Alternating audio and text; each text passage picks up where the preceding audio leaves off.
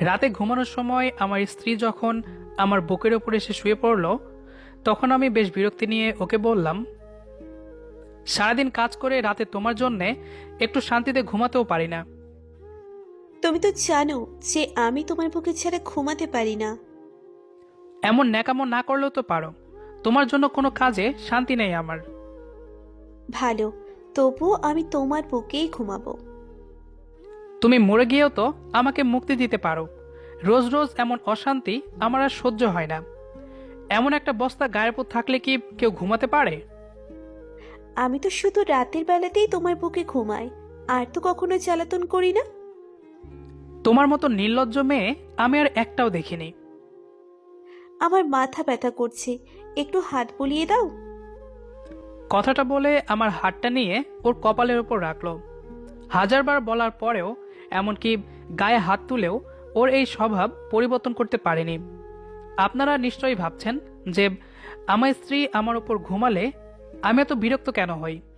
আসলে ওকে আমার এখন আর ভালো লাগে না। আমার অন্য একটা মেয়ের সাথে রিলেশন আছে, কিন্তু কিছুতেই মিতাকে বলতে পারি না। মিতা আমার স্ত্রীর নাম। এমন বেহায়া মেয়ে আমি খুব কম দেখেছি। ওর জন্য রাতে রিয়ার সাথে তেমন কথা বলতে পারে না। ঘুমাতে এলেই আমাকে ধরে রাখে। গায়ের সাথে মনে হয় খুব গরম কিছু লেগে আছে মনে হচ্ছে। মিতার কপালে হাত রেখে বুঝতে পারলাম যে ওর গা অস্বাভাবিকভাবে গরম। হয়তো জ্বর এসেছে। শীতের রাতে গরম কিছু কার না ভালো লাগে। তাই আমি হাতটা ওর কপালের সাথে চেপে ধরে রাখলাম। ওর কিছুটা কষ্ট কমবে এই জন্য নয়, বরং এত সময় কম্বলের বাইরে রাখা হাতটা নিমিষেই গরম হবে সেই আশায়। সকাল 8টায় ঘুম ভেঙে দেখলাম যে মিতা আমার বুকের ওপরেই ঘুমিয়ে আছে।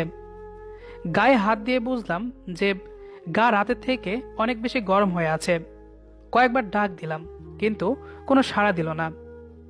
ওকে বুকের ওপর থেকে সরাতে গেলে খেয়াল করলাম যে আমায় বেশ শক্ত করেই ধরে আছে। তবুও আমি ফ্রেশ হতে চলে গেলাম। কিন্তু মিতার অবস্থা ক্রমশ খারাপ হচ্ছে, তাই ওকে নিয়ে হাসপাতালে গেলাম।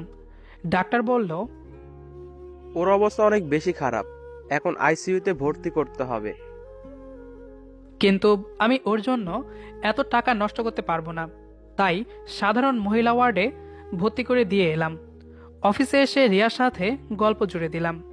মেয়েটা আমাকে ছাড়া কিছু বুঝতে চায় না। রিয়া আমার অফিসের কলিগ। ওর হাসি মুখটা যে কোনো পুরুষকে নিজের কাছে টানতে বাধ্য করবে। তাই আমিও ওর কাছে চলে এসেছি। সারাদিন বেশ ভালো কেটে গেল। সন্ধ্যাবেলা বাড়ি এসে ফ্রেশ হয়ে খাবার টেবিলে গেলাম।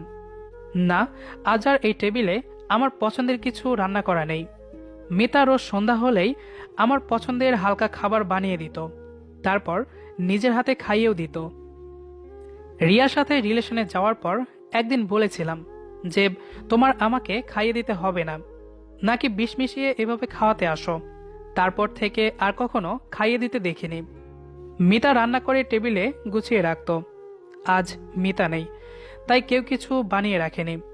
খাটে গিয়ে রিয়ার সাথে কথা বলতে লাগলাম, কিন্তু এখন ওর সাথে কথা বলতে ভালো লাগছে না। সারাদিন মিতার কোনো খোঁজ নেওয়া হয়নি। আচ্ছা, ওর কি জ্ঞান ফিরেছে, নাকি ও আর নেই? না না, আমি সব কি ভাবছি। আর ও মরে গেলেই তো আমার আর রিয়ার জন্য ভালো হয়। কিন্তু মনকে কিছুতেই শান্ত করতে পারছি না। সাথে আমার পেটটাও বুঝিয়ে দিচ্ছে যে তার খাবার চাই। কিন্তু এখন বাইরে যেতে ইচ্ছে করছে না। আনমনে বলে উঠলাম, মিতা, আজ কি রাতে না খাইয়ে রাখবে নাকি? তুমি আসলে কোনো কাজের না। দুপুরের টিফিনটাও দাওনি আজ। হঠাৎ খেয়াল আসলো যে মিতা হাসপাতালে ভর্তি। মেয়েটার আর কোনো খোঁজ কেন নিলাম না আমি? সকালে একবার যেতে হবে হাসপাতালে, দেখি কেমন আছে।